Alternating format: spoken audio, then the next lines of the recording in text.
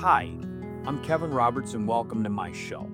Although I'm a life coach and I help people with life's challenges, I also struggle every day dealing with anxiety in myself, and sometimes, for reasons I don't always understand, I wake up in a state of worry. And when I'm deep in it, I often feel isolated and alone. So today's show is to let you know that anxiety has been a part of the human experience since ancient times, though its treatment and understanding have evolved over the last few centuries. Here's a brief overview which will help you realize that you're certainly not alone, as humans have been struggling with anxiety and worry for thousands of years. So if we go back to ancient Greece, there's a guy named Hippocrates of the Hippocratic Oath. He described anxiety-like symptoms as a medical condition caused by imbalances in bodily fluids, the humors.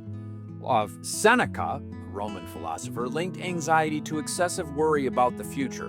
By the way, Hippocrates, the Greek guy, said that walking is man's best medicine, advocating that walking was a great medicine to calm the spirit and calm anxiety. I use it every day. In Eastern cultures, ancient Chinese medicine, anxiety was viewed as an imbalance as well in vital energies, or the qi or qi. For example, Lao Tzu said, if you are depressed, you're living in the past, and if you're anxious, you're living in the future. If you're at peace, you're living in the present.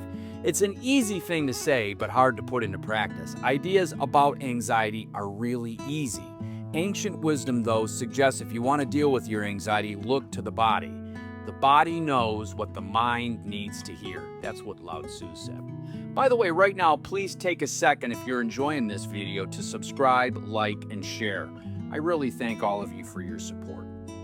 Let's fast forward to the Middle Ages. Anxiety at this time was often interpreted through a religious or supernatural lens, seen as a sign of demonic possession or moral weakness. St. Augustine said, "Anxiety is the devil's whisper in your ear of the sleepless." This gets to the idea that devils and demons were thought of as invisibly inhabiting the world, and human mental afflictions were seen as signs of their evil intent. Remember, in the New Testament, demonic possession was a topic mentioned many times, especially in the books of Matthew, Mark, and Luke. Even the Anglo-Saxons seem to have suffered from anxiety. Here's one of their proverbs. "He who fears the elf shot trembles at every rustling leaf." The elf shot was a supposed medical condition in which elves were thought of shooting invisible arrows at unsuspecting humans. This quote describes a person's heightened sensitivity to minor threats, particularly fear of the unknown. The individual fearing the mysterious elf shot becomes anxious and easily alarmed by everyday occurrences like rustling leaves, suggesting a deep-seated and irrational anxiety. You can certainly see this in the modern world appreciation of anxiety. We respond strongly to very small threats. We imagine the worst. One thing that's interesting about people with anxiety is that they have a propensity to feel guilt. I certainly do. An unknown medieval theologian spoke to this tendency over 1,000 years ago. Fear is the tax that conscience pays to guilt. Anxiety was seen as the soul's warning of unconfessed sin. We move toward the Renaissance and the Enlightenment, 1500 or so. Medical thinkers began reclassifying anxiety as a physical and mental condition. French Renaissance philosopher Michel de Montaigne, in his famous collection of essays, said, "My life has been full of terrible misfortunes, most of which have never happened."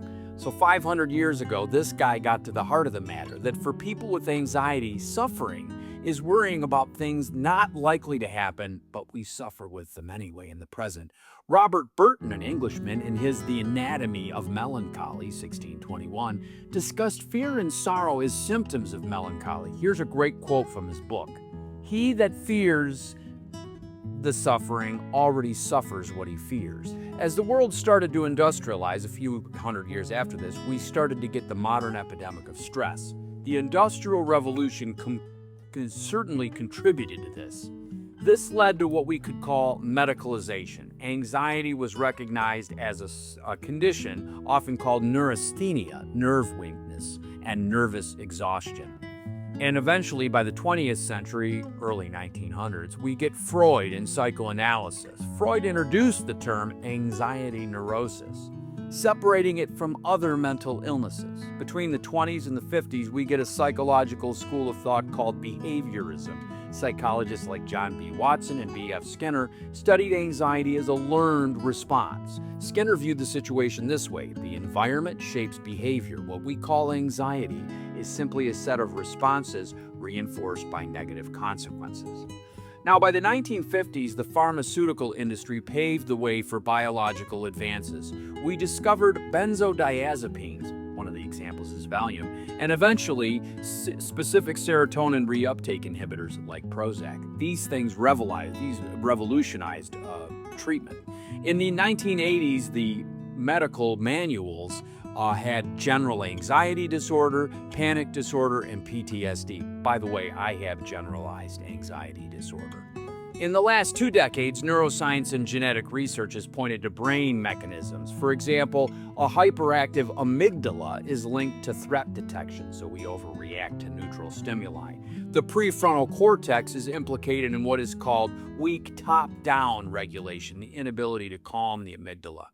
There's often a smaller volume in the hippocampus in the brain. In people with chronic anxiety, impairs our ability to contextualize fear. And a brain region known as the insula is associated with overactive interoception, the process of how your brain processes sensory information, which gives some people intense bodily awareness of anxiety symptoms.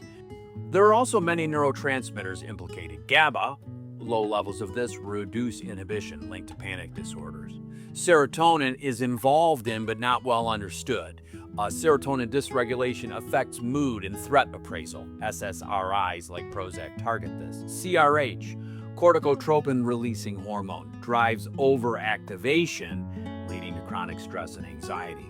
In the past 5 years, rising rates of anxiety have been linked to social media, information overload, excessive smartphone use, and even COVID-19.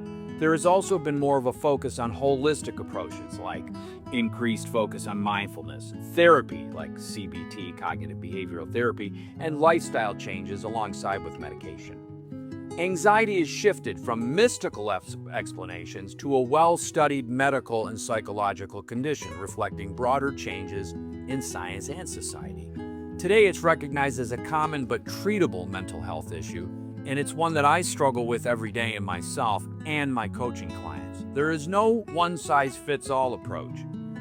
I hope this has been helpful, and thanks for watching and for your support. And don't forget to like and subscribe. And I want to tell you that one of the problems that I struggle with in myself, and I see this in so many others, is when we are anxious, we often feel alone, like we're the only ones. So just use this video as a sign and as confirmation that you're not the only one, and share it with other people you know so that they can get the benefit of that too. Thanks for watching and keep coming back.